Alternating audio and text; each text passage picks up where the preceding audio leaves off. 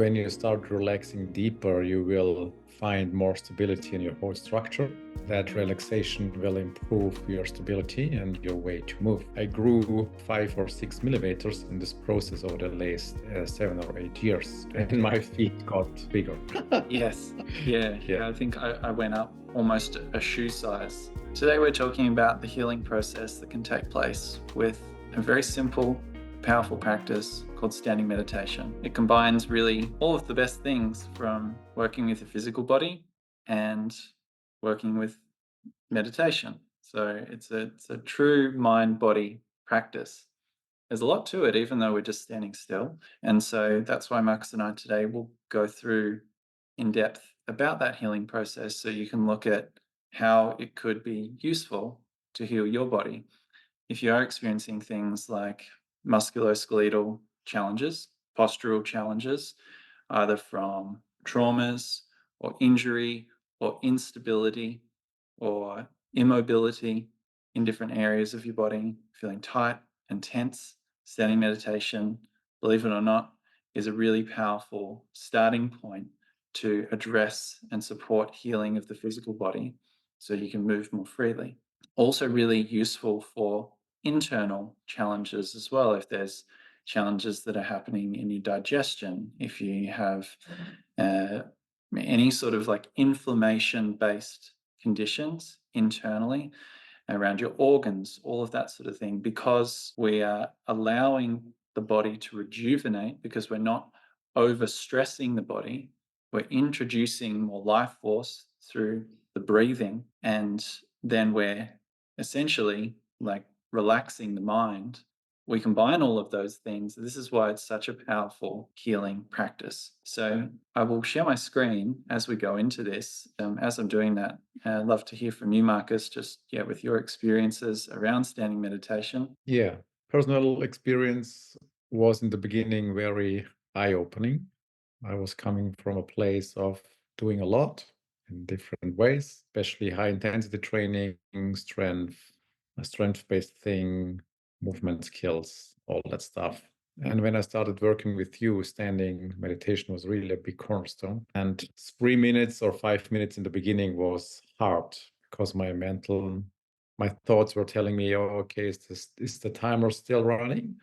Or did I have forgot to hit the timer? So I stopped doing the practice to just check if the time is running down. So this was my beginning, but I got really hooked up in terms of I can do all these movements and I can bench press over 100 kilos, but holding my hands in space for 5 minutes was not possible. This is where I started to ask different questions, and I started to realize, oh, maybe this is one main thing that I have the pains I experience at the moment. So I kept going, and I'm very thankful for that. And yeah, I would say, Benny, you just go through this image or through this diagram together, and you started off with all the mechanism happening under the surface. Awesome. Thanks for sharing, Marcus. So, as we go into this, let's just really clearly outline what standing meditation is. So, at a very basic level, you are standing, let's just say in a neutral posture with your feet about shoulders width apart, and you're just there. We're going into essentially a present state. Meditation is really about being present, and that's it. Now, when you do that, it's going to bring up everything that is real to you in your experience. If there is different sensations that you find challenging to face, if you have resistance in the face of these sensations, if you find different emotions challenging and the sensations that can result of that, if you feel anxious, all these things, if you have different thought loops, it's all going to come up, because that would all come up in meditation. That's why so many people find it so hard. So the first thing that will tend to happen is a level of resistance, and that's okay, I'll just say. But there's kind of four key healing processes that tend to happen, and we'll go through those processes as we go forward. But as we kind of look at this, as you start standing meditation, so let's say standing there, You have a goal to start of just 5 minutes. I'm just going to stand still and breathe for 5 minutes. A really simple, beautiful intention. If you were to do that daily, you would notice after a week some really powerful things happening within yourself. So, but you'll tend to go through this kind of beginning stage that starts where you'll feel all of your tension, where you hold it. You'll feel all of your postural habits.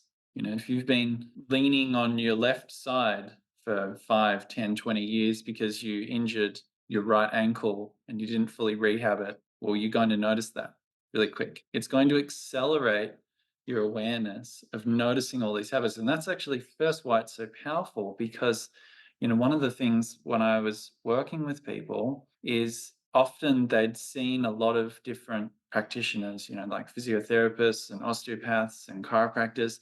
And this is not a dig on any of those modalities. But often the challenge is like you would experience pain or discomfort, and then you would book a session to go and see a physical therapist. And then by the time you went and saw the physical therapist, the reason why you booked the session has changed. So you may have been in pain, like you had an acute bout of back pain, and it's like, I've got to call the physical therapist to then go and address it. But then time has passed by the time you booked an appointment in, and it's different. And so then the physical therapist asks you what's going on. And then it's like, oh, it was hurting kind of here. And so then you fumble around based on a past experience. But what we want to do with standing meditation is bring the issue into the present. And so this is where even just standing for a period of 5 minutes, what it's going to do is then bring up all of your postural habits to the surface so then you can see it in real time. And if you can see it in real time, then we can address it. Then we can take it through a process of change. So it's like where there is awareness, there is possibility of change. And a lot of the time when repeated physical challenges keep coming up, it's because we're actually not aware of what's happening. And we're definitely not aware of then how we're triggered by it and how we're interacting and relating with the experience. So if we can do that, that's a really important part of the healing process is to become aware of what's happening in your body and how that is affected in real time in life. And standing, you're going to do that in one way, shape, or form through a lot of your life, whether it is you are standing, whether it is you are walking, it's the same basic structure. So you may as well like get good at it. You may as well get good at relaxing into it, in my opinion. What other options do you have? Not get good at it and then like essentially we get crushed by gravity at more and more as we age. And that is the Western physical degeneration process that so many people are facing. I'd like to make a change for that and empower you with some tools to do that.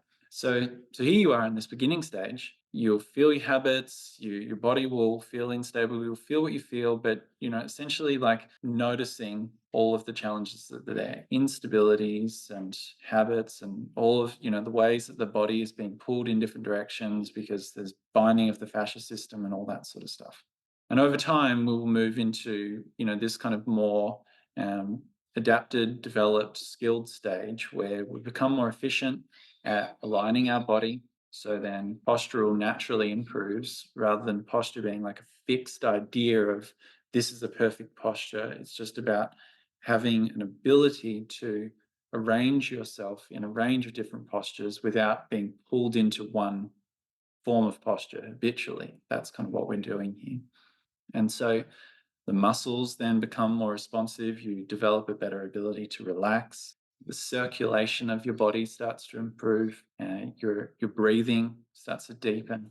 And then the fascia starts to unbind just because of this natural opening, closing process of your breathing as you're still and relaxing. Then you'll go through this process. In the beginning, you kind of feel like you're a bit of an upside down pyramid where you're a bit top heavy, like all the weight is kind of up, like when we tense up our muscles, like it causes a natural rising effect.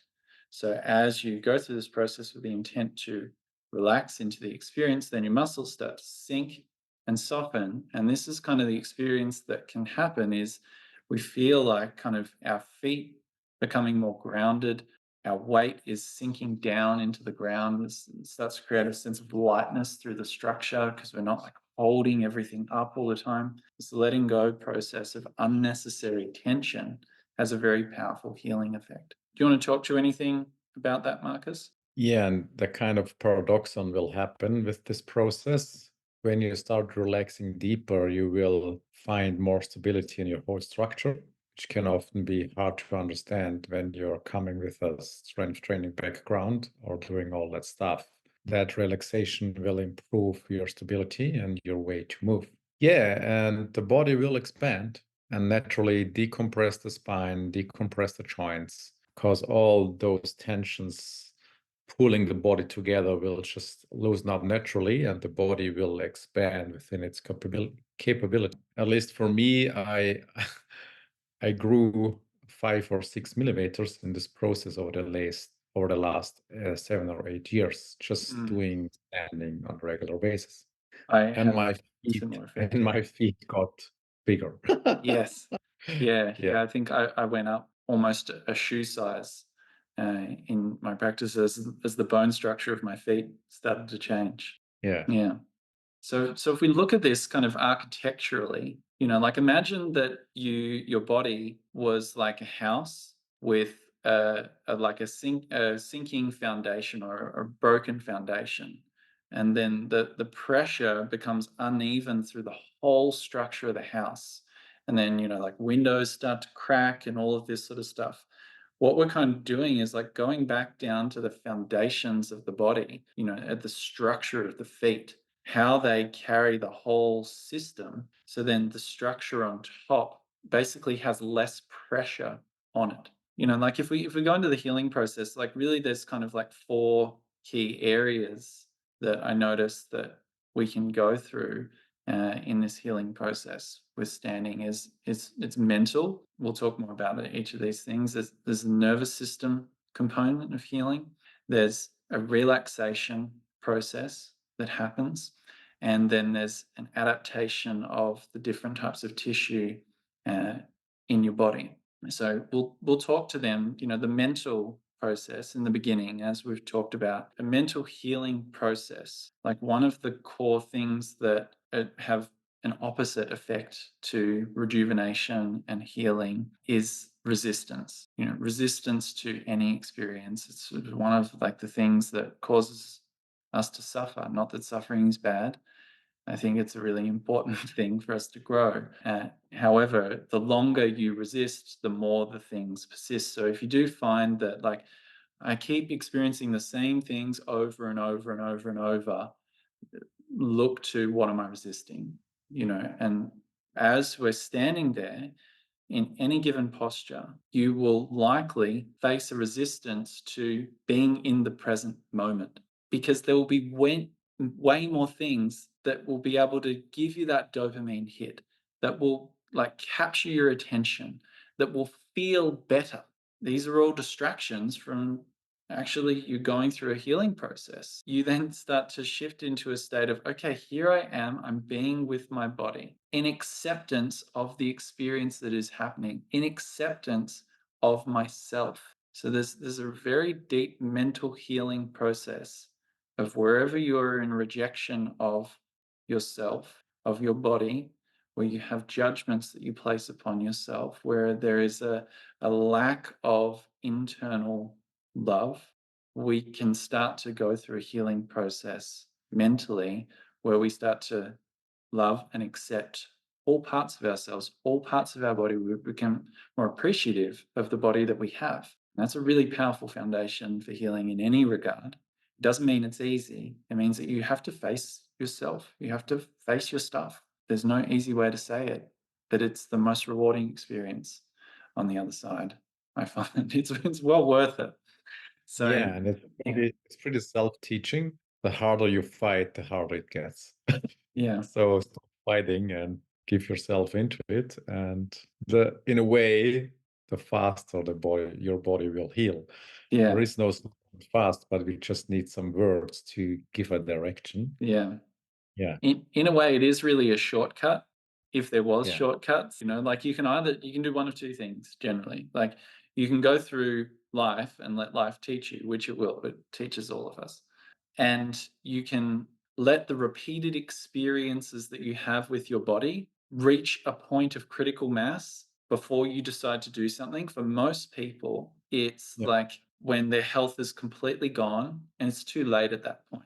Like I think it was the Dalai Lama that said, we spend all our time trying to earn money to then spend all that money trying to save our health later on. I'm paraphrasing, but like Mhm. we try and buy back our health. So by doing hard things now, you actually create a lot more ease moving forward in the future. So it's like that initial, if you get over that initial hump of like, this is hard, this is boring, this sucks, why am I doing this? And you show up, that's when a lot of the ease can come after that, rather Yeah. than you then going, oh, it's a little niggle, and there's other things that are way more fun, or da da da da da. I'm just going to put it off. A year passes, 2 years pass. That little niggle turns into something that's worse. And you then start to accept discomfort as your norm. And on that goes. I'm not trying to create fear here, but just like really paint the reality and the benefit of actually consciously going into a little bit of discomfort outside of that, like logical, all of those things that you want to do that are entertaining or like more satisfying, and like come back to like the truth of being present with your body. And sermon over with that. Of course, choose do what you would like. I'm speaking this from experience of going through my 20s and my body completely breaking down and being in chronic pain for many years, and seeing all of this reality at a time when I shouldn't, I believe that I shouldn't be experiencing this. Like I'm feeling like what I perceive to be an old man in a young man's body. And it shocked me into, okay, you've got to do something about this. Otherwise, like, what sort of life do you want to keep living? And believe that healing is possible. Hold a higher standard for ourselves, of rather than just accepting the norm that, like, we're born, we live, we kind of live this mundane existence, the body degenerates and we die. you know I personally, like, I kind of want to be like one of those old dudes to get as old as I can be, live a good quality of life and have fun and freedom in it. So then, as you go through this process of standing meditation, there is an effect on your nervous system that will take place, where you'll basically build capacity to relax in the presence of different sensations, different emotions, and thought forms, which is kind of what we're talking about earlier. Do you want to talk to that anymore, Marcus? No, I think it's all said. It's just giving space to what's happening and building the resilience in the nervous system, not overreacting to it. Thing what will happen is just relaxation. And when the nervous system starts to relax, the thoughts will slow down, emotions will regulate, and the body will follow and adapt on a deeper level. Yeah, yeah. So initially, it may have the opposite effect because it's bringing up the fact that Yes. maybe you are stressed, maybe your body is carrying a lot of tension, your pains will come to the surface, like unprocessed emotions, like all your thoughts about yourself, like the conditioning that's been placed upon you. You can't do this, you're not enough, you'll never amount to anything, whatever has been placed upon you. We've all been conditioned in different ways, and we're all working through that process of healing in my observations. And so it's all going to come to the surface. And what we're doing here is actually developing our capacity to be present with it. And as that happens, imagine you're like lifting a weight in the gym, and like we're strengthening our muscle at all levels of our being, our physical capacity to meet this weight. So it's like I start lifting it, and if we find the appropriate weight, we don't want to just go to the heaviest weight in the stack and then just try and lift it. That's a great way to discourage yourself and hurt yourself and stay the same or worse. So we want to find kind of the appropriate dosage and stimulus to start to build capacity. So we meet the challenge, being here, the experience of the body as we're using it in stillness. And then as you go through that, you will face a range of different things. Like, as you're training in the gym, like you'll meet muscle soreness. And in the beginning, for some people, it's like, oh, if I don't get sore muscles, I'm not improving, I'm not growing, all of that sort of stuff. And for other people, it's like, oh, what did I do wrong? My body feels worse than when it started. So, but if you can start to work through all these different sensations that are just natural sensations that happen with stimulus in the body, you start to then go, oh, okay, I see what I did here. I see the cause and I see the effect. And it spins you out less because, like, you're going to keep feeling sensations in your body.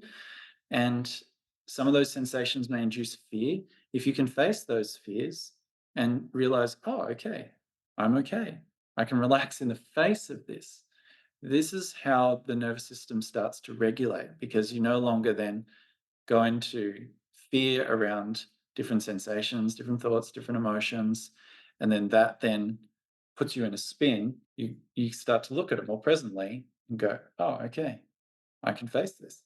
And it's a really powerful thing. And it's one of the, amidst the pop versions of nervous system regulation. And this is one that's been tried and tested through ancient practices for thousands of years.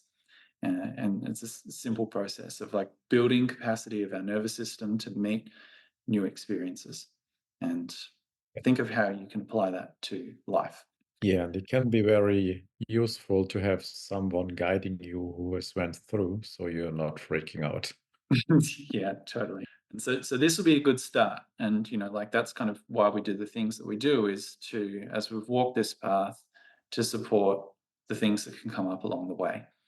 As the nervous system goes through a healing process, and it's ongoing, you're never like done. It's like we're essentially expanding our capacity to meet challenges in life. And like the more you can meet, then I find that the more you're able to sort of stretch into the richness of the experience of life, rather than like just staying at this glass ceiling of your comfort zone and not like really seeing what life can be. Like this is the bigger philosophical thought around this. So we get to do that in a fairly like measured way, where we get to test what we're made of, see what we stand for.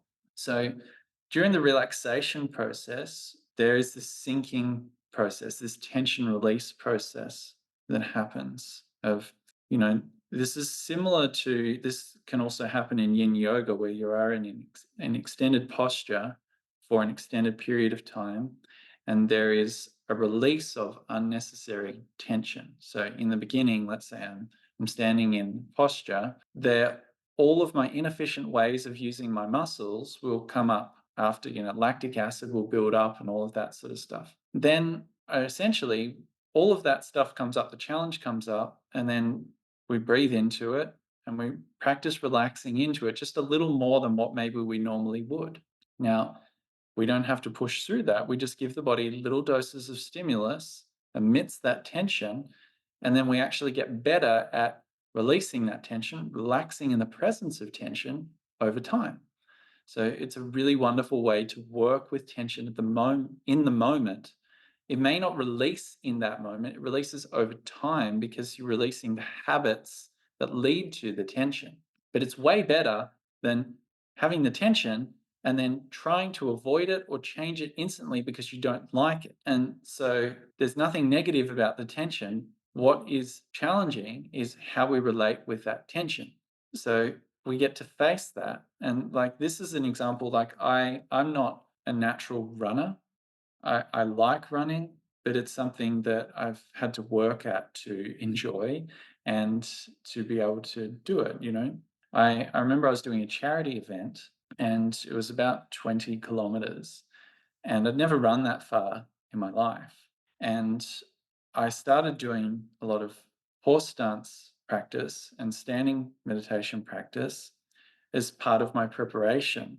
Basically, what I was doing was acclimatizing my body to be able to sit in that lactic threshold zone for a longer period of time. And so I didn't actually know if it was going to work. I just, to be honest, I I didn't want to run that much, and so I wanted to I wanted to see how my body would adapt. It was really interesting to see once I sort of got over like the 10K mark, because I'd spent so much time in that sort of lactic zone where my muscles were burning and I had developed an ability to relax into it, the tension didn't keep peaking. It's sort of like I hit a point where I could diffuse that lactic and sort of sit at an intensity where I was able to just like keep going. It was a really powerful thing. And because I'd spent time in like, pretty deep horse stance positions at a higher intensity and extending it out to, 5 minutes and beyond. And so when I was running at the intensity that I chose, I'd never surpassed that. So my kind of tolerance was much higher and I was able to stay in this zone when I was running. So Yeah. there was a really interesting carryover and a little bit of an anecdotal experiment. It could have failed miserably, but it carried over. My hypothesis worked, and so it was an unexpected effect. So that's the relaxation process. We're going into a bit of detail here. I hope it's helpful. The last point, the healing process that I noticed that you go through is this tissue adaptability process. So initially, your nervous system's learning. Your body, you start to notice where there's neural pathways that may not be firing that well, or we're kind of like challenging the body. We're like, okay, open up these pathways. It might be like as we're standing here in this position, it's like, oh, my shoulder hikes up because like that neural pathway is stronger. And so we're developing a new neural pathway to start to, okay, I can just relax that a little, I can let that soften.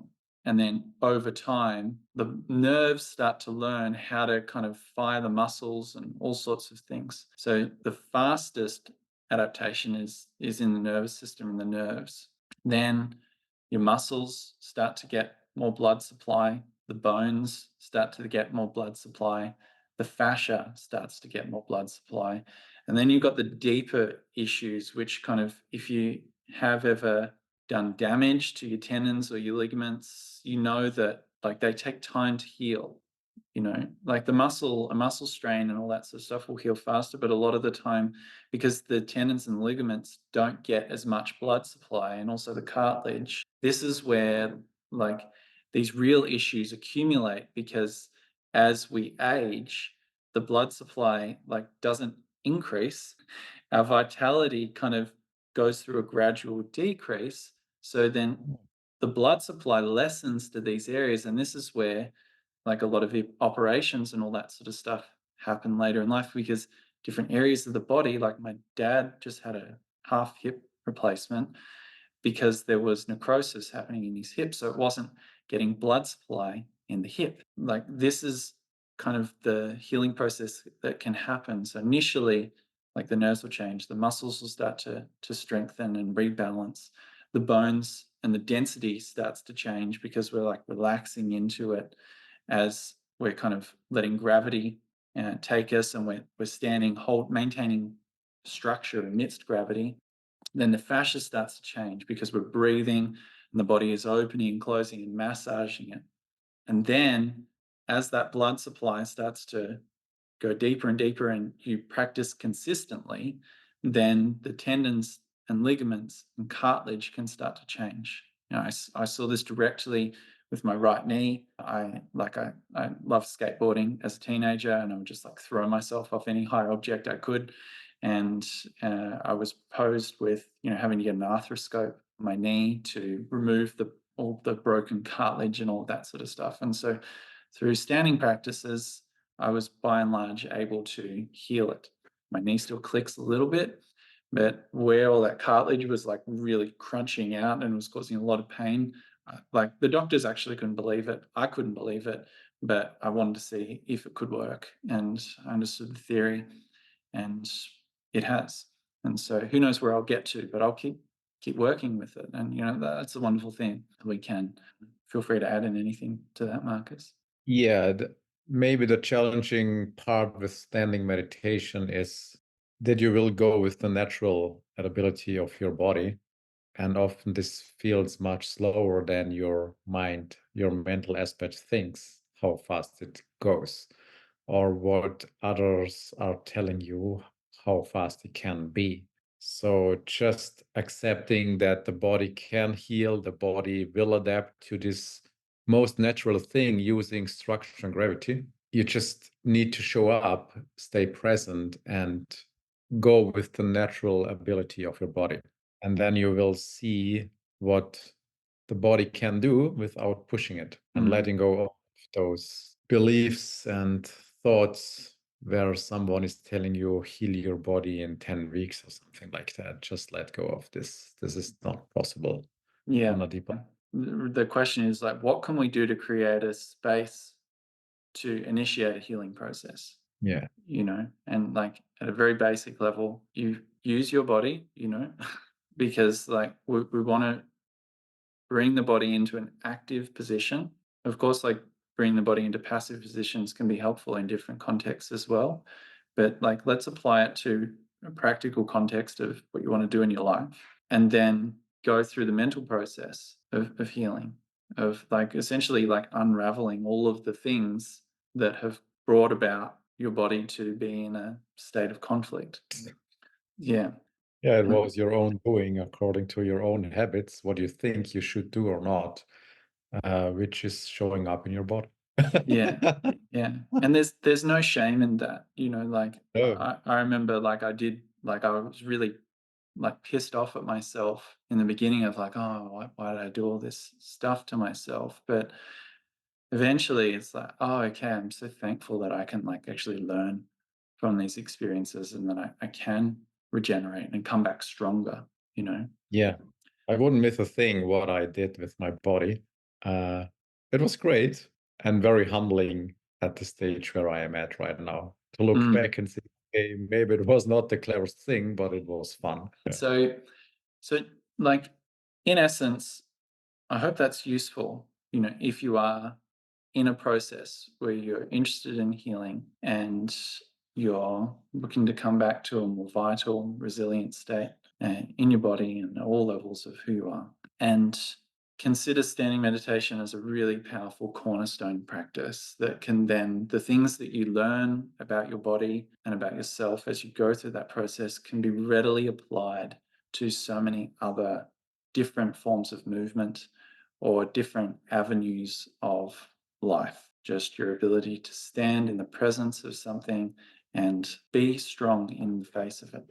So, the 4 key areas, just recapping, when you are going through that healing process with standing meditation, these also show up in a range of other different practices. Standing meditation is what we're talking about today. Is you'll go through a mental healing process. You'll go through a nervous system healing process. You'll go through a relaxation based healing process and a tissue adaptation based healing process. So if you can become aware of that and start the practice of standing meditation, even if it's as little as 5 minutes a day, then at least you may then go into it and notice, I'm working through a mental healing process at the moment, or I'm working with my nervous system, or the physical relaxation. I'm learning how to relax into challenges, or, just my muscles are going through a process of like the blood supply is improving to them and the tissue is healing and fascial binds are unbinding. These signposts can really help you to keep showing up rather than just going, oh, it's too hard. I don't understand what I'm doing. I give up. And then what are you going to do with that? You know, that's Yeah. my real genuine question. These are the questions that I've asked myself. And so I ask that of you who is watching, and to instill the belief that you can do it and it does work, and you just got to show up. And so, yeah, I think probably the next step here is, if you would like more support in that process, we do have some step-by-step videos and guidance with standing meditation practices inside Movement Plus. And the way that we've created it is that you can then reach out to us at any point, send us a message, share what's happening in your practice, and then we can then give you feedback to support that cultivation of a consistent wellbeing practice. So that's why we created it. And if you'd like some help on it, we're here. Bye bye.